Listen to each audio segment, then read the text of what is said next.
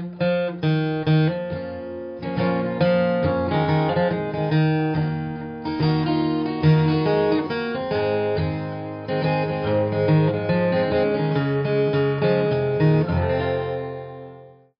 think we talk a lot about how great diversity is, and it's great because it adds so many layers of like understanding and depth and meaning to people's lives.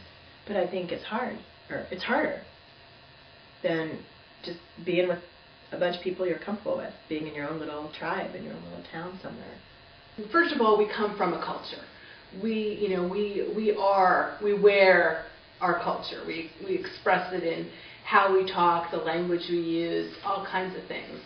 I think that being Jews in America, in our generation, we have a lot of experience with cultural competency because we do it all the time. We've had to become masters of the dominant culture and of our own culture, and to learn to translate and to see what flies and what doesn't fly, and to understand what the norms are and where we fit and how far we can stretch the norms. How much of what I am transmitting to my daughter and how much of what I do in my work is about my personality and how much of it is about my culture.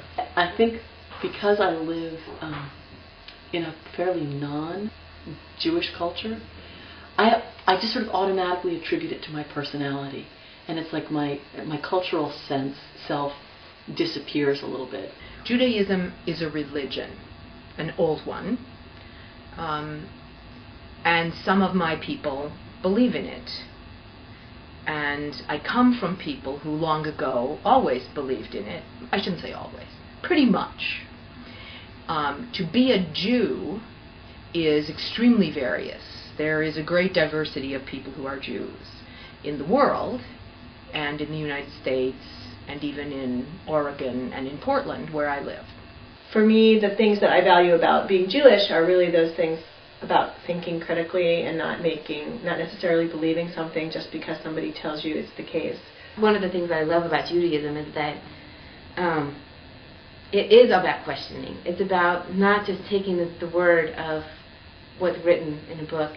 There's no one truth. It's a very important part of Judaism, I think, that, or at least non-Orthodox Judaism. Mm-hmm. Yeah, that's probably an important distinction to make.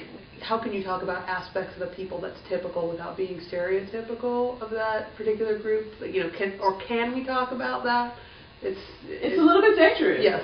There are Jewish women in Morocco who are completely different from my aunts and grandmas, and there are Jewish women in China and Jewish women in India, and of course Jewish women in South America and Central America whose identities are Latina, whose other language is Ladino, not Yiddish, who don't get the jokes that are supposed to be Jewish in the United States and Hollywood, the United States of Hollywood, and who are always saying, please, this is not the only way to be Jewish. Iranian Jews, Persian Jews. I think of typical Jewish communication style as being interrupted and as being what is considered argumentative. I'm not sure. I have a problem calling it that because that already seems to be buying into the negative stereotype about it.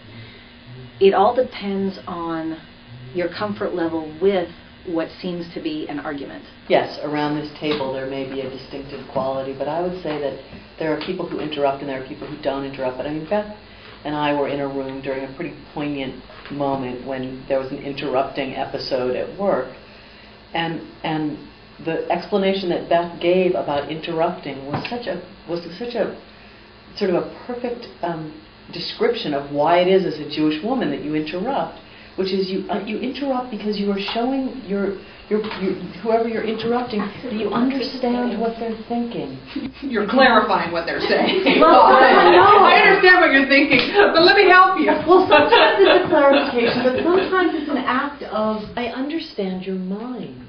I know the way you're. It's an act of intimacy. Yes, it can be an act. It can also be an act of antagonism or. I don't think clarification is necessarily antagonizing. Yeah, yeah. Sometimes it's an assist. Sometimes it's an act of engagement. It's an yeah. So it can be That's many what conversation is. It's interruption. I don't just want to interrupt you. I want you to interrupt me. I want you to play. I want you to play with the same engagement and intensity that I'm playing.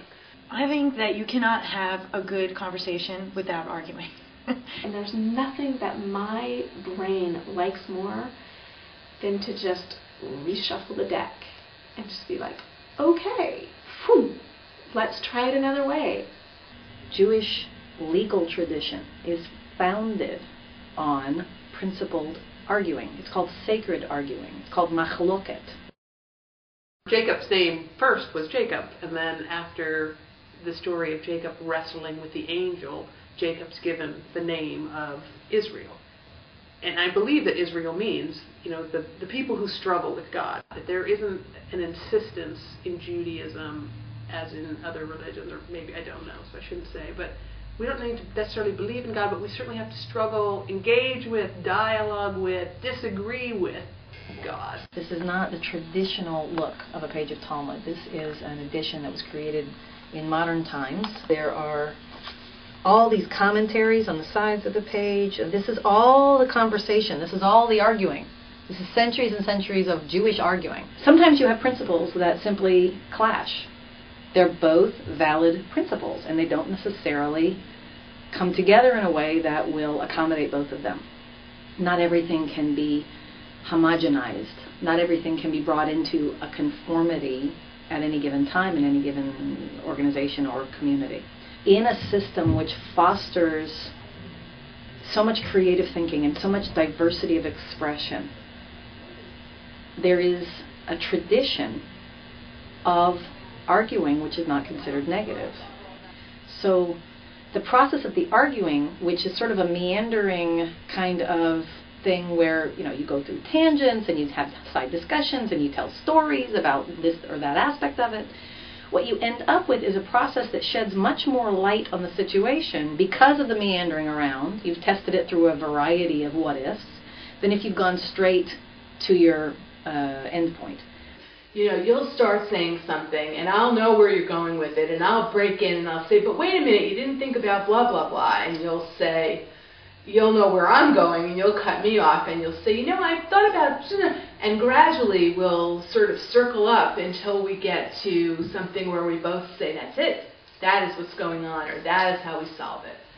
So maybe the culture of Jewish women is too broad. Right, it's Ashkenazi Jewish women of the 20th, or late 20th century, or Ashkenazi, slightly overeducated. And I tried that. I tried that on Judith earlier, and it didn't work. And no, it didn't work. She disagreed with you. Certainly not overeducated. This very stereotype that y'all are claiming here is based on peasant women yelling in the street, hawking their goods. Right. Women from the shtetl who brought their shit with them to the States. It's not about being overeducated at all. Now it's moved into the educated but it was always in the about, way that you would say that. It was always about being worldly, and to the extent that the way you're worldly in today's culture is to be a professional woman. There's the word you need. I think that there are qualities that have been ascribed to the stereotype of Jews that are also ascribed to the stereotype of women who step out of line. And it's about being loud. It's about being strident. It's about wearing bright colors. And it's also, again, about, it boils down, I think, to making yourself obvious in a place where you're not supposed to be in. And if you are there, you should at least have the decency to shut up and wear beige. I don't think I'm loud and obnoxious. I think I can be loud and I can be obnoxious, but I think it's more people's perception of me. When I'm being my full self and I am, clicking on all cylinders and I am feeling good, it feels gorgeous. It feels great. It feels powerful and possible, like many things are possible. It feels creative and generative and illuminating and exciting and charismatic and captivating and all those things. It's a very good place to be. And so often it's followed by this wave of self-consciousness. Was that too much? Was I really good? Or was that, did I Did I shut people up or close people off, or did I take up too much airtime? Yeah, sometimes I think that to be my fullest self, I'm showing off. And I'm not a show off.